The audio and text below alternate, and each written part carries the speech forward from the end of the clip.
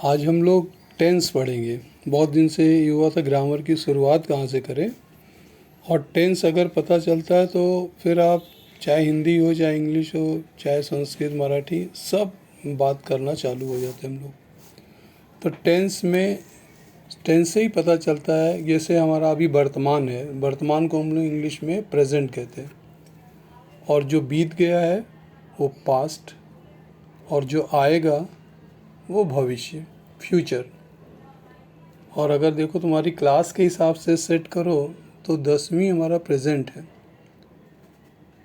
और 9वीं पास्ट, और जाएंगे किस में, 11वीं में, तो ये हो गया फ्यूचर। तो प्रेजेंट टेंस के 4 पार्ट हैं, मतलब जो भी हमारे मुख्य रूप से 3 टेंस हैं, प्रेजेंट, पास्ट और फ्यूचर। तो प्रेजेंट में 4 है, सबके 4-4 भाग हैं। पहला सिंपल प्रेजेंट, दूसरा प्रेजेंट प्रोग्रेसिव, उसको कंटिन्यूअस भी कहते हैं, और तीसरा प्रेजेंट परफेक्ट, और चौथा प्रेजेंट परफेक्ट कंटिन्यूअस या प्रोग्रेसिव। अब हमें ज़रूरत पड़ी कि सिंपल प्रेजेंट सर कब लगाना चाहिए, वाक्य कैसे पता चलेगा। सबसे पहले बात कि हिंदी में सोचते हैं तो हम कहेंगे कि मैं पढ़ता हूँ, मैं जाता हूँ। इस तरह के वाक्य में हिंदी के हिसाब से आप समझो कि ता शब्द लगभग आता है, ता, ते और ती, कुछ भी 3 में से कोई एक रहेगा।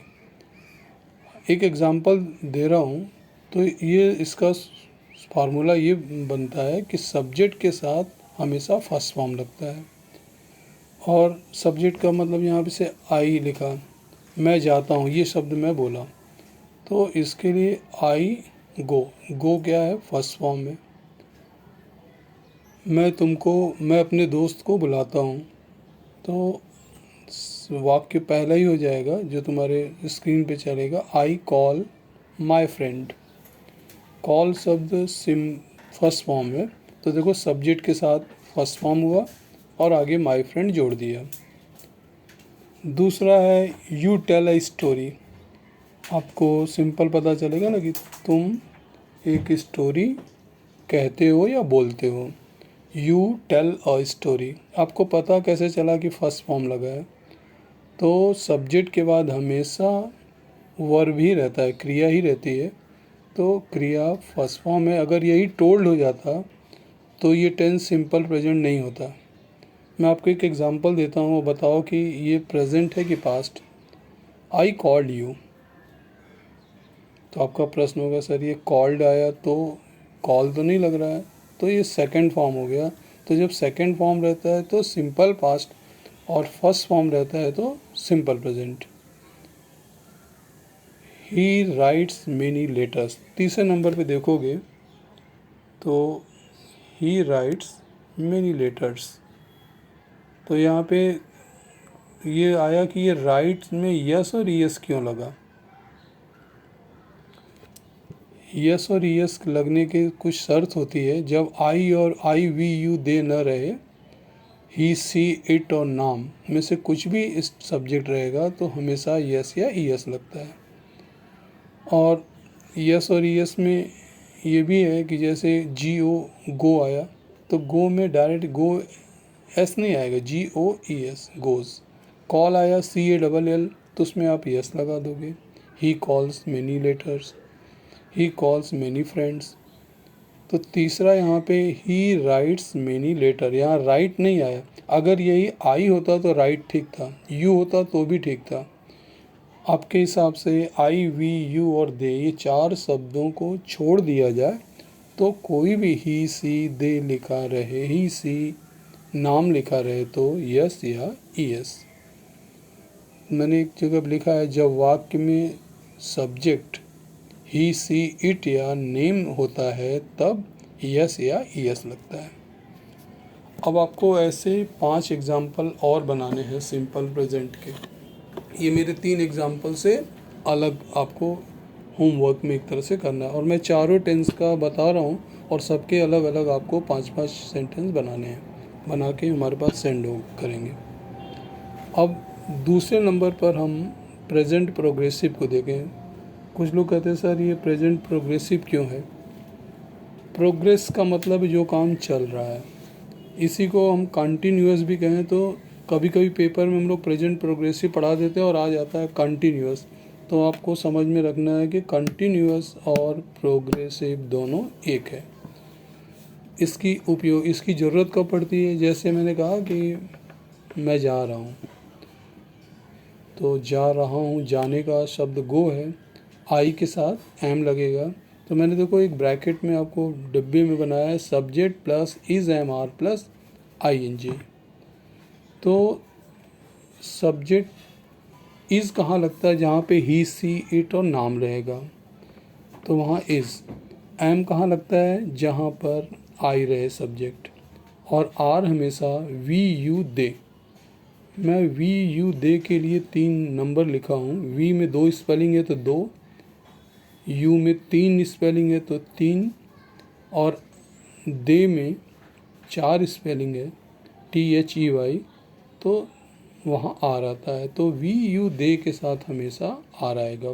किस में, प्रेजेंट प्रोग्रेसिव में। जैसे मैंने कहा कि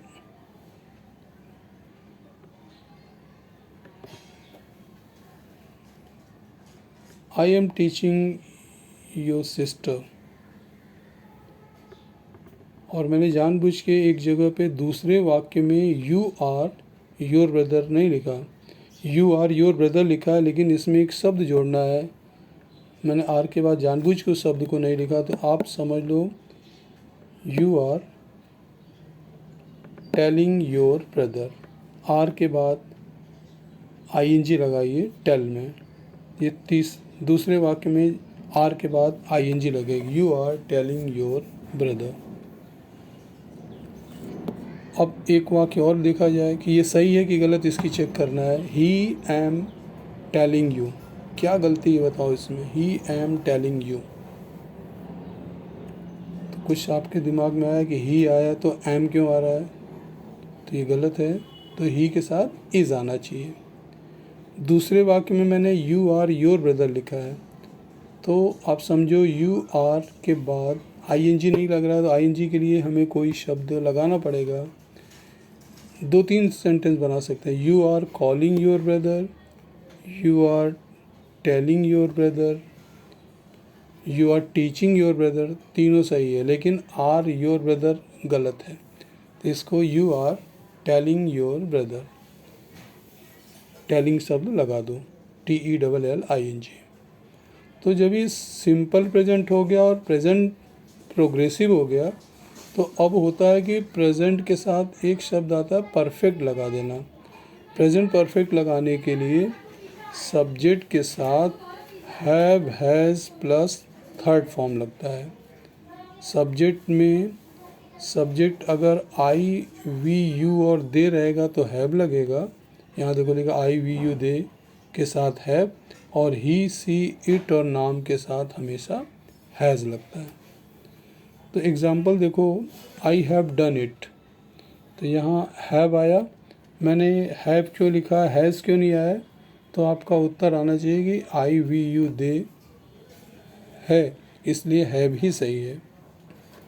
दूसरा एग्ज़ाम्पल देखो, we have called you, we के साथ हैज़ क्यों नहीं आया, क्योंकि आई वी यू दे ये 4 अगर सब्जेक्ट से स्टार्ट है कोई एक, तो हैव ही लगता है। और यहाँ पे ING क्यों नहीं लगा, क्योंकि हैव हैज़ के साथ हमेशा थर्ड फॉर्म लगता है, ये नियम है। अब तीसरे एग्जाम्पल की तरफ चल रहा हूँ, तो सी हैज़ प्लेड क्रिकेट, हैव और हैव क्यों नहीं आया यहाँ पे, तो आपको सिंपल उत्तर देना है कि सी सब्जेक्ट है और सी ही नाम के साथ, और इट भी रहे तो हमेशा हैज़ लगेगा। अब एक सेंटेंस में बोल रहा हूँ, 2 सेंटेंस में तुम्हें गलतियाँ पकड़नी है, मैं सिर्फ बोल रहा हूँ, लिखा नहीं है। यू हैज़ डन इट, सही है कि गलत, यू हैज़ डन इट गलत लग रहा है, तो क्या गलती किया मैंने, यू के साथ हमें हैव लगाना चाहिए था। He have called you, he have called you, यहाँ पे कुछ गलती है कि सब सही है? क्या गलती लगी? ही के साथ हैव नहीं आएगा, हैज़ आएगा। अगर राजेश हैव डन इट रहता तो सही है कि गलत? बस खाली हैव हैज़ देखो, आई वी यू दे रहेगा तो हैव, नहीं तो हैज़। तो राजेश के साथ क्या लगना चाहिए? Rajesh has done it.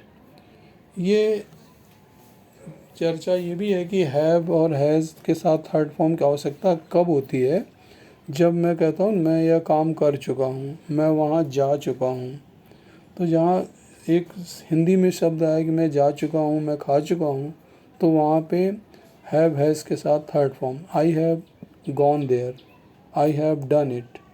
ठीक, वह जा चुका है तो हम कहेंगे ही हैज़ गॉन। तो जहाँ चुका और चुकी हैं ऐसे सेंटेंस रहे, अर्थ निकले, तो वहाँ पे हैव और हैज़ के साथ थर्ड फॉर्म, और इसी को प्रेजेंट परफेक्ट कहते हैं। चौथा एग्जाम्पल देखो, प्रेजेंट परफेक्ट हो गया ना, तो अभी कॉन्टीन्यूअस इसमें जोड़ दोगे तो क्या बन जाएगा? Present perfect continuous. बॉक्स में कुछ लिखा है प्रेजेंट परफेक्ट कॉन्टीन्यूअस या प्रोग्रेसिव, एक ही बात है। इसको कैसे बनाते हैं उसका फार्मूला है सब्जेक्ट, एस माने subject plus have has plus been plus ING plus since या फॉर लगता है। यहाँ मैंने सिंस दिखा रहा हूँ और अनिश्चित समय के लिए फॉर भी लगता है। अनिश्चित माने जैसे मैं 4 घंटे से पढ़ रहा हूँ, तो ये 4 घंटा कब का है मुझे नहीं पता। तो सेंटेंस बन जाएगा I have been reading for 4 hours. अभी मैंने एग्जाम्पल में दिया है I have been playing cricket for 4 hours. 4 hours इसलिए सही है क्योंकि अगर ये 9 बजे 10 बजे या 2010 21 जो भी रहता तो सिंस आता, निश्चित समय नहीं दिया इसलिए फॉर सही आंसर है। He has been studying English since 2019। यहाँ सिंस क्यों सही है? क्योंकि सिंस निश्चित समय है। अब एक वाक्य बताओ गलत है कि सही है? I has been studying Sanskrit since 2020। I has been, क्या गलती किया मैंने? आई के साथ हैज़ नहीं आएगा। जिन्होंने ये समझ लिया वो बिल्कुल ठीक है। अब मैं बोल रहा हूँ she have been playing cricket for 4 hours. She के साथ हैव लगा रहा हूँ, सही है कि गलत है? बिल्कुल ठीक। यहाँ पे सी के साथ हैव नहीं आएगा, हैज़ आएगा।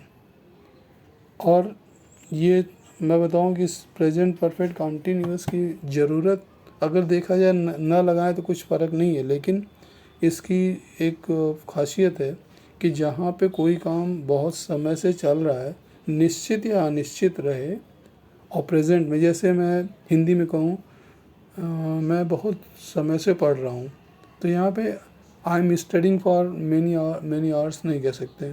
वहाँ पे बताना पड़ेगा आई हैव बीन स्टडिंग। तो देखो हैव भी लगा, बीन भी लगा, प्लस आईएनजी।